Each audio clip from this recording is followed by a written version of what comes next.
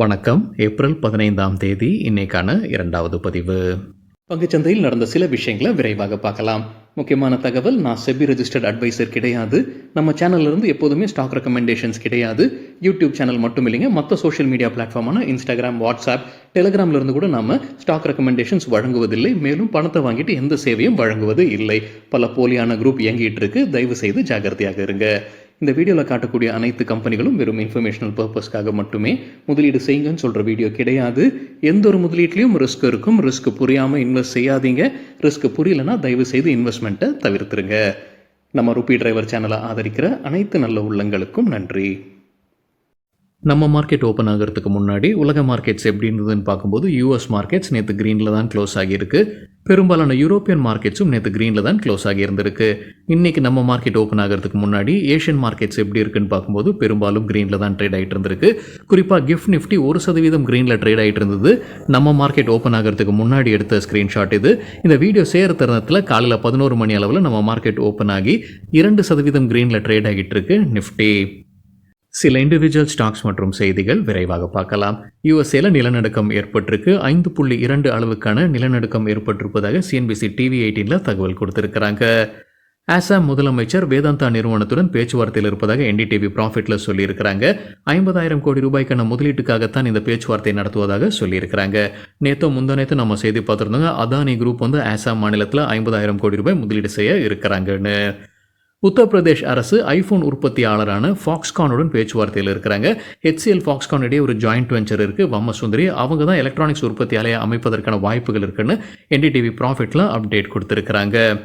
Pharma stocks ஃபோக்கஸில் இருப்பதற்கான வாய்ப்பு இருக்குன்னு எக்கனாமிக் டைம்ஸில் சொல்லியிருக்கிறாங்க. ஏன்னா முன்ன ட்ரம்ப் அறிவித்த வரியில் ஃபார்மா ஸ்டாக்ஸ்க்கு அவர் விலக்கு வழங்கியிருந்தார். அதற்கு அப்புறம் அவர் சொன்னது என்னென்னா ஃபார்மா ஸ்டாக்ஸ் மீதும் வரி விதிக்கப்படும்னு.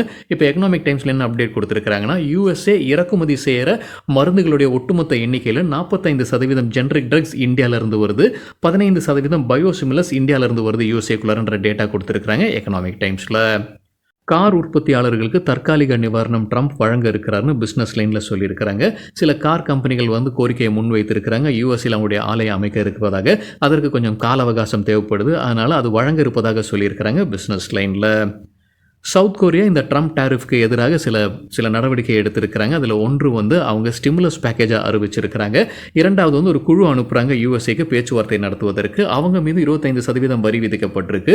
ஸ்டிமுலஸ் பேக்கேஜ் $8.4 பில்லியன் அறிவிச்சிருக்கிறாங்க. ஆனால் அதே நேரத்தில் ஜூன் 3ஆம் தேதி அடுத்த அதிபருக்கான தேர்தலும் அங்கே நடைபெற இருக்குது. அதனால் இந்த பேக்கேஜ் அவங்க பொலிட்டிக்கலாக எப்படி ரியாக்ஷன் இருக்குன்றது தெரியல. 25% வரி விதித்ததற்கு அவங்க ஒரு குழு அனுப்புகிறாங்க யூஎஸ்ஏவுடன் பேச்சுவார்த்தை நடத்துவதற்கு சவுத் கொரியா. தகவல் நமக்கு கிடைத்தது சிஎன்பிசி டிவி 18 யூஎஸ் ஈக்விட்டி மார்க்கெட்டுக்கு சிட்டி டவுன் கிரேட் பண்ணியிருக்கிறாங்க. ஓவர் வெயிட்லேருந்து நியூட்ரலாக குறைச்சிருக்கிறாங்க. 2 காரணங்கள் சொல்லியிருக்கிறாங்க. ஒன்று, வேல்யூவேஷன்ஸ் எக்ஸ்பென்சிவாக இருக்குது. இரண்டாவது, இந்த ட்ரம்ப் டேரிஃப்னால ஏற்படக்கூடிய அந்த நிலையற்ற தன்மை அழுத்தம் நிறைய இருக்குது அவங்களுக்கும். ஸோ அது ஒரு காரணமாக சொல்லியிருக்கிறாங்க. தகவல் நம்ம கிடைத்தது எக்கனாமிக் டைம்ஸ்லேருந்து. அதே நேரத்தில் இந்தியாவுக்கு அவங்க என்ன சொல்லியிருக்கிறாங்க, சிட்டி பாசிட்டிவ் அவுட்லுக் தான் கொடுத்துருக்காங்க. ஓவர் வெயிட் ரேட்டிங்கை தொடர்ந்து கொடுக்குறாங்க.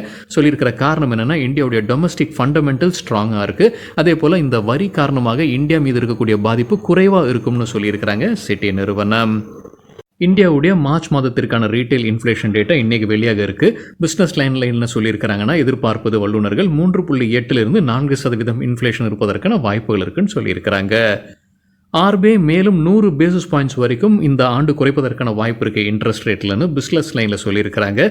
2025 100 பேசிஸ் பாயிண்ட்ஸ், அதாவது இப்போ இருக்கிறது 6% ரெப்போ ரேட், அது 5% வரைக்கும் குறைவதற்கான வாய்ப்பு இருக்குன்னு சொல்லியிருக்கிறாங்க பிஸ்னஸ் லைன் செய்தியில். செபி 4371 புகார்களை தீர்த்து வைத்திருப்பதாக என்டிடிவி ப்ராஃபிட்டில் அப்டேட் கொடுத்துருக்காங்க. இது மார்ச் மாதம் மட்டும் 4371 புகார்களை அவங்க ரிசால்வ் பண்ணியிருக்கிறாங்க. ஆனால் 4161 புகார்கள் இன்னும் ஓப்பனில் இருப்பதாக தெரிவிச்சிருக்கிறாங்க என்டிடிவி ப்ராஃபிட்டில். இது ஸ்கோர்ஸ் 2.0 அப்படின்ற பிளாட்ஃபார்ம் வழியாக வந்த புகார்களுடைய எண்ணிக்கை. செபி 4371 புகார்களை தீர்த்திருக்கிறாங்க மார்ச் மாதத்தில். ஆனால் 4161 புகார்கள் இன்னும் நிலுவையில் இருப்பதாக சொல்லியிருக்கிறாங்க என்டிடிவி ப்ராஃபிட்டில். பிரபல இன்வெஸ்டரான தீபக் ஷனாயோடைய நிறுவனம் தான் கேபிட்டல் மைண்ட். அவங்களுக்கு செபி கிட்ட இருந்து ஒப்புதல் கிடைச்சிருக்கு. மியூச்சுவல் ஃபண்ட் பிசினஸ்க்காகத்தான் இந்த ஒப்புதல். சிஎன்பிசி டிவி 18 கிடைத்த தகவல். அவங்க ஏற்கனவே 2,000 கோடி ரூபாய்க்கு மேலே சொத்துக்களை மேனேஜ் பண்ணுறாங்க. அவங்களுடைய போர்ட்ஃபோலியோ மேனேஜ்மெண்ட் சர்வீசஸ் மற்றும் ஆல்டர்னேட்டிவ் இன்வெஸ்ட்மெண்ட் ஃபண்ட் வழியாக 1400க்கும் மேற்பட்ட கிளைண்ட்ஸ் இருப்பதாகவும் சொல்லியிருக்கிறாங்க. அதே சிஎன்பிசி டிவி 18. முத்தூட் மற்றும் மணப்புரமுக்கு மேலும் ஒரு போட்டியாளர் வந்திருப்பதாக சிஎன்பிசி டிவி 18ல அப்டேட் கொடுத்துருக்காங்க. பூனாவாலா ஃபின்கார்ப் இந்த கோல்ட் லோன் பிஸ்னஸில் இறங்குவதாக சொல்லியிருக்கிறாங்க. அவங்க அடுத்த 4 குவார்ட்டரில் 400 கிளைகளை திறக்க இருக்கிறாங்க பூனாவாலா ஃபின்கார்ப்னு அந்த சிஎன்பிசி டிவி 18ல தகவல் கொடுத்துருக்குறாங்க. நம்ம முன்னவே செய்தி பார்த்துருந்தோங்க. ஆக்ஸான் நோபல் இந்தியா பிஸ்னஸை வாங்குவதற்கு சிலர் போட்டியில் இருக்கிறாங்க. பெயிண்ட் பிஸ்னஸில் இருக்கக்கூடிய நிறுவனம், நம்ம டியூரலெக்ஸ் பிராண்ட் வைத்திருக்கக்கூடிய கம்பெனி. இப்போ போட்டியில் ஜேஎஸ்டபிள்யூ பெயிண்ட்ஸ் மற்றும் இண்டிகோ பெயிண்ட்ஸ் தான் முன்னணியில் இருப்பதாக பிஸ்னஸ் லைனில் சொல்லியிருக்கிறாங்க. பிடிலைட் இண்டஸ்ட்ரீஸும் 3வது இடத்துல இருக்கிறாங்க அந்த போட்டியில். பிடிலைட் இண்டஸ்ட்ரீஸ் ஃபெவிகால் பிராண்ட் வைத்திருக்கக்கூடிய கம்பெனி. ஏற்கனவே போட்டியில் இருந்த பிளாக் ஸ்டோன் இப்போ போட்டியில் இல்லைன்னு பிஸ்னஸ் லைனில் அப்டேட் கொடுத்துருக்காங்க. டியூலெக்ஸ் பிராண்ட் தான் ஆக்ஸான் நோபலுடைய பிராண்ட். அவங்களுடைய மார்க்கெட் ஷேர் 10%. மார்க்கெட் ஷேர் அடிப்படையில் இந்தியாவில் 4வது இடத்துல இருக்கிறாங்க ஆக்ஸான் நோபல் இந்தியா பிசினஸ். முதல் 3 இடத்துல ஏஷியன் பெயிண்ட்ஸ், பர்ஜர் பெயிண்ட்ஸ் மற்றும் கான்சாய் நெரோலாக் இருப்பதாக அந்த பிசினஸ் லைன்ல அப்டேட் கொடுத்திருக்காங்க. டாடா கன்சியூமர் ப்ராடக்ட்ஸ்க்கு Motilal Oswal financials buy rating கொடுத்திருக்காங்க. எதிர்பார்க்கிற டார்கெட் ₹1135.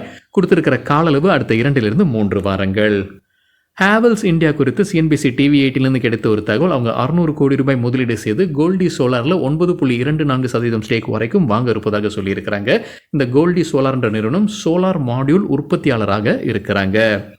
டாடா பவர் குறித்து சிஎன்பிசி டிவி 18லேருந்து கிடைத்த ஒரு தகவல். என்டிபிசி கிட்ட இருந்து ஒரு ஆர்டர் கிடைக்குது. அவங்களுக்கு ₹4500 கோடி ஒரு ஆர்டர். இது அவங்களுடைய சப்சிடரிக்கு தான் கிடைக்குது, டாடா பவர் ரெனியூவபிள் எனர்ஜி லிமிடெடுக்கு. பிரீமியர் எனர்ஜிஸ் தரப்பு அப்டேட் இருக்குது. அவங்க ஒரு டெக்னாலஜி பார்ட்னர்ஷிப்பில் வராங்க. ஜெர்மனி நிறுவனமான ரெனா டெக்னாலஜிஸுடன் ஒரு டெக்னாலஜி பார்ட்னர்ஷிப்பில் வராங்க. சோலார் செல் உற்பத்திக்காகத்தான் இந்த பார்ட்னர்ஷிப்னு சொல்லியிருக்கிறாங்க பிரீமியர் எனர்ஜிஸ். இர்கான் இன்டர்நேஷனலுக்கு ஒரு ஆர்டர் கிடைக்குது. இந்தியன் ரயில்வேஸ் கிட்ட இருந்து ₹128 கோடி கான்ட்ராக்ட் இது. பெர்சிஸ்டன்ட் சிஸ்டம்ஸ்க்கு NCLT national company law tribunal ஒப்புதல் வழங்கியிருக்கிறாங்க. மர்ஜருக்கு கேப்யாட் சாஃப்ட்வேர் இணைகிறாங்க பெர்சிஸ்டன்ட் சிஸ்டம்ஸுடன். அதற்கு என்சிஎல்டி இப்போ ஒப்புதல் வழங்கியிருக்கிறாங்க.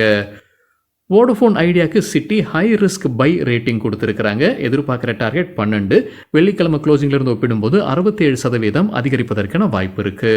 பயோகான் தரப்புல ஒரு அப்டேட் இருக்குது. ஏற்கனவே பயோகான் மற்றும் ரெஜினிரான் அப்படின்ற நிறுவனத்திடையே ஒரு கேஸ் போய் கொண்டிருக்கு. இதனால் பயோகான் அவங்களுடைய ஒரு மருந்தை அறிமுகம் செய்ய முடியாமல் இருந்திருக்கிறாங்க யூஎஸ்ஏல. அந்த கேஸை இப்போ சுமூகமாக முடிவுக்கு கொண்டு வந்திருக்கிறாங்க. அதனால் அந்த மருந்தை அறிமுகம் செய்ய இருப்பதாக சொல்லியிருக்கிறாங்க பயோகான்.